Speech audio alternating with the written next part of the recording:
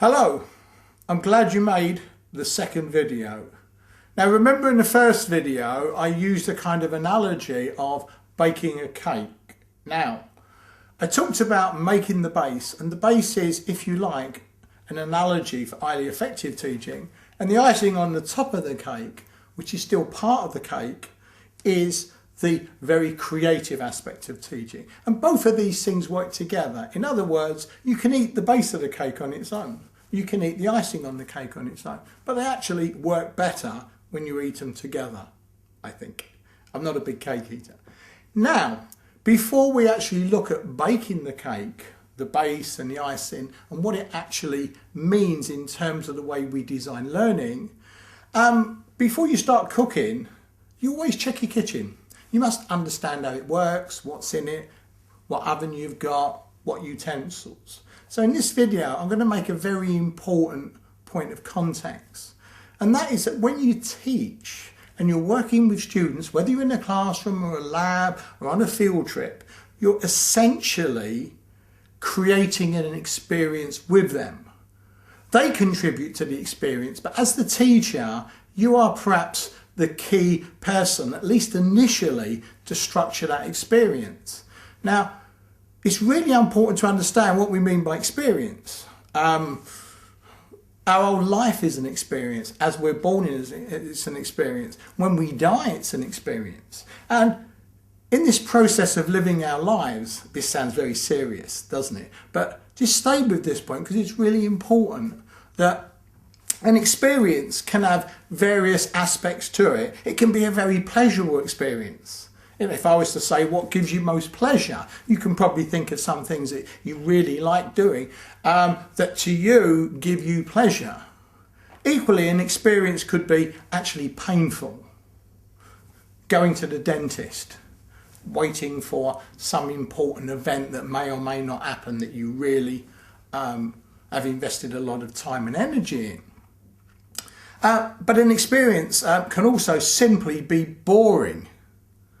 And again, we can all think of situations that bore us, and perhaps for students, one of the things that bores them is having teachers, lecturers who don't make the experience in any way meaningful or relevant or interesting. So this idea of how do we create an experience that, as far as is possible, and let me say this is not something we can achieve all the time. It is, if you like, something that we try to do at least some of the time. And that's to make the experience of learning for students something that has some aspect of pleasure to the experience.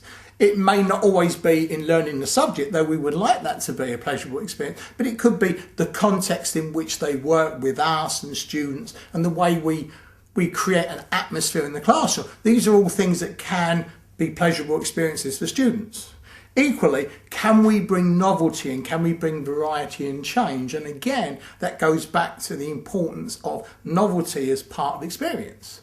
And finally, can we not make the experience painful? And can we take some of the inherent pain out of aspects of learning? For example, not many people like studying for exams because there's a lot of memory work involved. It can be stressful. But can we, as part of the experience, take away some of the pain? So that's what we're going to be looking at. We're going to look at how, as a teacher, you can affect the experience of student learning in ways that are productive for learning, that help them to learn better, and how that works, and how we can make the experience more on the pleasurable, novel side rather than the boring side. And that doesn't mean that students don't have to work hard, because to be successful in learning, you will always have to make a big effort. And to be a creative teacher, I'm not going to say it's a quick fix. In the videos, we'll look at what's involved, and at the end of the day, it's your decision. Do you want to do it, and are you prepared to make the effort? The last thing I'll leave you with in this second video is basically this. Why would you want to be a creative teacher? Well, I'll give you two reasons. One is it makes the learning experience for students better. Creative teachers get better results in terms of student learning. And there's an even more personal, if you like, selfish reason that as a teacher, It's much better if you're going into classrooms and getting good interaction, getting good response from students, and you will get that if you teach more creatively, as opposed to going into classrooms and finding the students are dull, you're not enjoying it. So 2 very good reasons: better student learning and better teaching experience and feelings of professionalism.